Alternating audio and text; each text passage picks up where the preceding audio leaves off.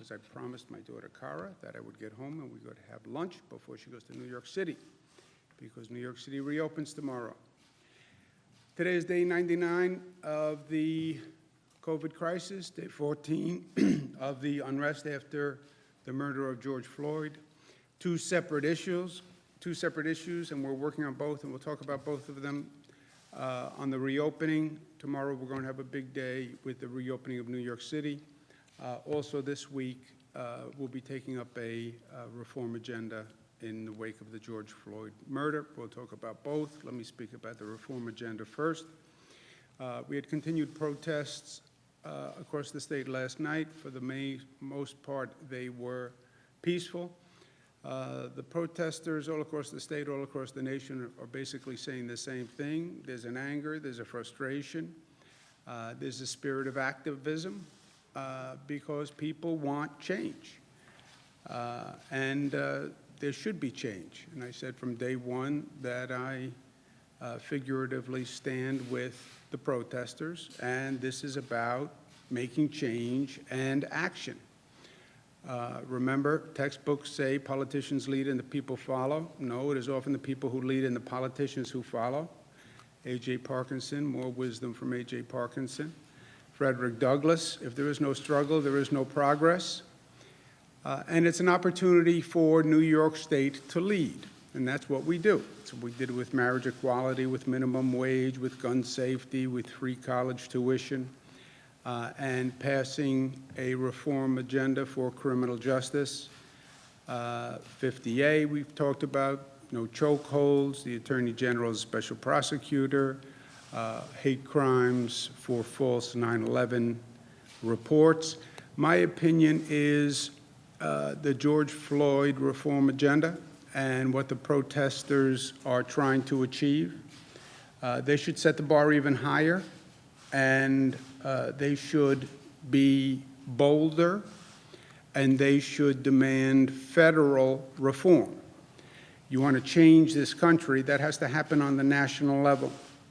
And we're in the midst of national elections, and they should put forth a federal agenda that gets to the root cause of the issues. Yes, criminal justice reform, and we know how to do that. But the core inequality and injustice issues start with the education system, where you have two education systems in this nation, one for the rich and one for the poor. Everybody knows it. In this state, the most progressive state in the United States, a rich school spends $36,000 per student. A poor school spends $13,000 per student. From birth, from day one of school, depending on the zip code you live in, depending on the income of your family, is the education you get. It's wrong. It's unfair. It's wrong. That has to happen at a federal level. How do you still have children growing up in poverty in this country, the richest country on the globe? It has to change. It can change. Look at the money the government just found when they had to battle COVID. You can be very creative when you want to. Get creative about children living in poverty, and you need a real affordable housing agenda. The federal government, historically, constitutionally, by law, provided affordable housing. The 1949 Housing Act said safe, clean, decent housing for every American. That was 1949 Housing Act, paraphrased. The federal government went out of the business. States and locals are supposed to make up. They can't. You had those whole bevy of federal housing programs, Section 8 programs, voucher programs, building new public housing. You want to make change in this moment, go to the core issue that really is driving the injustice and the inequality and get it done. You have this energy, you have the momentum, now is the time. In terms of reopening, we've been doing it based on the data and the facts. The number of hospitalizations are down. The number of deaths are up slightly, but overall the trajectory is down. And again, today's Sunday. The Sunday numbers tend to be statistically, there's a variation with the rest of the week, but overall the numbers are down and the numbers are good.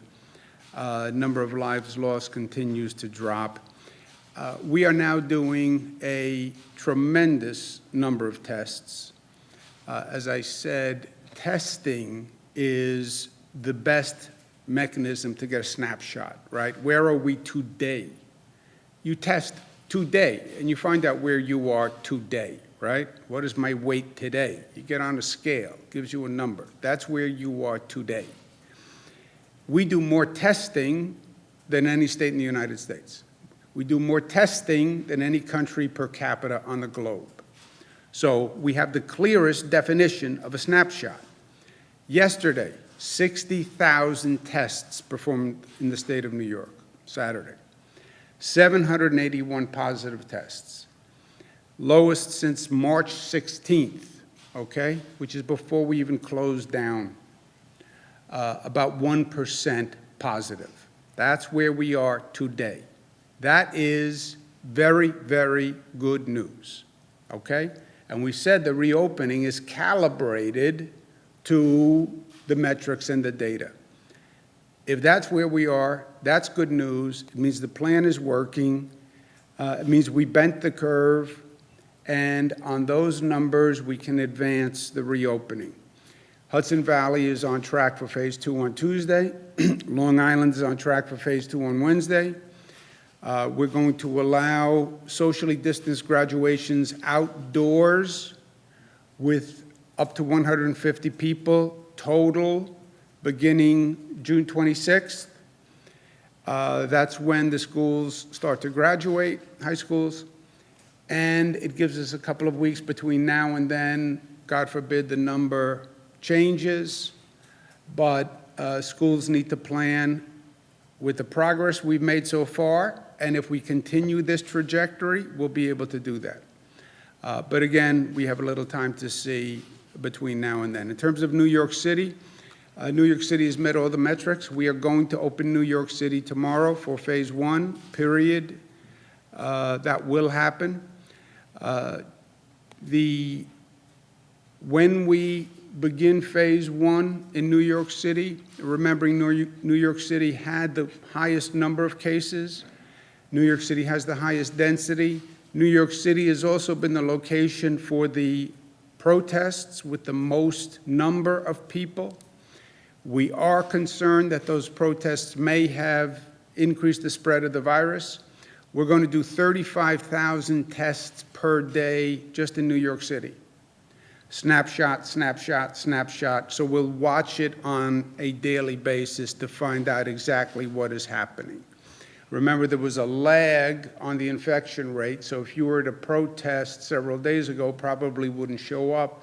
But when you get to about 7 days, you'll start to see a pop in the number if those protests actually increase the spread. We're going to increase the number of testing sites in New York. And I'm going to ask again, if you were at a protest, I understand your point, I'm with you. We also have the situation with the coronavirus. Act responsibly, get a test. Get a test. We're going to open 15 sites that are dedicated just to protesters to get a test so you can get it on an expeditious basis. But please get a test. My opinion, not a fact, I would act as if you were exposed, and I would tell people who I'm interacting with, assume I am positive for the virus, because you could be infecting other people. But please get that test. That is the one variable in this equation that we're not sure of. We've tested everything else, we've measured everything else, everything was going fine, then we had these large number of protests. We don't know what the effect of those protests are, and we're concerned about it. All the health experts I've spoken to are concerned about it. So while we're waiting to see if there's any result, get a test in the meantime. But New York has bent the curve by being smart. And there are always voices out there who say, everything's fine, I can't see the virus. So a person said to me on the street, look around, do you see the virus? Yeah, no, you're not going to see the virus. But you have these voices that say, just open, everything is fine, disobey the rules, just open. Look, there are still facts in life. Everybody can have an opinion. And then there are still facts. I believe my ideology is government doesn't have a right to tell me to do this. I understand your ideology. Let's look at facts. Look at what is happening around the country. Look at the facts after countries and states reopen. And look at what is happening with their curve. Arizona is seeing an increase in the numbers. South Carolina, a new record with more than 500 in a single day. Hotspots across the South and in California as Northeast slows, that's us. California posted highest number of new coronavirus cases on Thursday. Florida, 1,000 for the 4th day in a row. U.S., 1.8 million spread rises with turmoil. These are facts. This can happen. This can happen. We know it can happen because it happened here. We've made all this progress. Please, please, I know it's been 90 days. Please, stay disciplined, stay smart, because it is working. And we've come a long way, and a lot of people have suffered to get here, and a lot of people have died. Let's not be foolish now. And again, look at what we did. Flatten the curve, forget flatten the curve. I'm going to change the state signs. We bent the curve. We bent the curve. We intended to flatten to get to a plateau. We bent it. And look at the rest of the country. We are curve benders, if there is such a thing. And New Yorkers should be proud of their accomplishment. And in light of that, we're going to light the landmarks across the state in blue and gold in honor of our New Yorkers, our New York tough New Yorkers. This is going to be in Manhattan, which is very cool, New York tough. The Mario Cuomo Bridge, the Education Building, that's the Corning Tower in the left. But these will be the landmarks that will be lit blue and gold to celebrate our accomplishment, because it was an extraordinary accomplishment. Because we are New York tough, smart, united, disciplined, and loving. I am mostly loving, Mark. Don't you forget that. Questions? We'll take a couple. When it comes to the systemic changes you propose, there are 4 of them. Let's say there is no political division over it, and we can get those passed just like that. It takes time for laws to go into effect procedurally. There's usually a delay. And then after they go into effect, there's usually a cultural delay as well, where things have to be normalized over time. So, for example, when miscegenation, interracial marriage was legalized, it took time for the culture to sort of catch up to what the law had been. So I'm asking you, what are the things that you need from the general public to facilitate that change? Because no matter what you do, no matter how quickly it is, it's not going to be instantaneous, but people will still continue to point to legislators and people in power and say, change, even if you make certain change. Do you need patience, maybe? It's an interesting question. The legislative change will be virtually immediate, okay? Personnel records would be released. The Attorney General would operate as an independent prosecutor for police. The legislative changes would be immediate. You're right, there's still a culture shift. But look, more what this is about repairing the relationship between the police and the community, I think. You know, the policing relationship does not work for anyone unless there's a relationship of trust with the community. And it has to go both ways. You know, relationships, the door swings both ways in life. The community has to trust the police have to trust the community, they have to work together. And that's what this is really about for me. There's a community anger, there's a community distrust. By the way, there's a police anger and a police distrust, right? 57 officers in Buffalo resigned from that detail.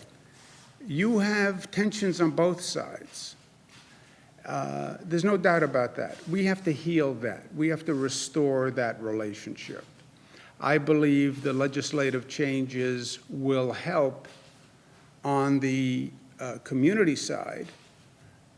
The police are not going to be happy with the legislative side changes, and the police are feeling targeted. So what will take the time is working through the relationship. You know, even if you agree, okay, the reforms are right, and even if the police said, I understand the reforms, I can live with them, you still have a lot of emotion that is going to have to be worked through. But is there something from the general public, from the community? The government is now doing what's been requested in changing the laws, which will eventually change the culture. But is there something that the community can do from their end to, kind of like in any interpersonal relationship, to sort of help things along? Yeah. I would say, look, from the protesters' point of view, the community point of view, you achieved a significant accomplishment in a very short period of time. This is real reform. It changes fundamental policies about how we police. Feel good about it. And remember, this relationship has to work for everyone.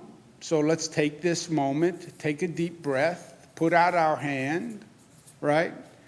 And understand that the police, this is a tough job, and 99.9% of them are there to do the right thing. And every good policeman will say the bad police actions hurt the good policeman as much as they hurt anyone. So a little understanding, bring down the emotion, deep breath. What is your updates on the Kawasaki virus, and is that affecting your thinking on summer camps? A lot of people are interested as to whether or not those will Yes, open. I said specifically that we're looking to get more information on the Kawasaki inflammatory syndrome before we make a decision on sleepaway summer camps. We said day camps were okay, and I'm going to get an update early next week from Dr. Zucker, the health commissioner, on the Kawasaki virus, and then we'll make a decision. Good, last one. What is your opinion? There have been calls to defund police departments, essentially the argument that there are a lot of police, too many police, and that if police can't stop killing Black Americans, they should. You have tension, you have anger, and you have extremes in our society. Our society is about extremes now, right? Extreme left, extreme right, high tension, high frustration. Coronavirus increases the anxiety for everyone, increases frustration for everyone. So yes, you have extremes on both sides. But look at the facts, right? There's also still balance in life and reasonableness. We don't need police. Look at the looting that happened in New York City. Look at that looting. It was frightening. It was criminals who were exploiting the situation, who were opportunistic, who were just stealing. You have New York City that is still reeling from the COVID virus, and now you have this night of looting that I'm telling you shook people in the city to the core. You don't need police. You don't need police. That's what happens when you don't have effective policing. Now, the looting had nothing to do with protesting. Protesting is different. Some people try to put the two. The protesters are looters. No, no, no, no. You have looting and you have protesting. You have apples, you have oranges. They're different. The night of looting was the fault of the police officers. No, it wasn't the fault of the protesters, and it wasn't the fault of the police officers. I said it was the management and deployment of the police officers. But no police, you get looting. That's what you get. Nobody wants that. So,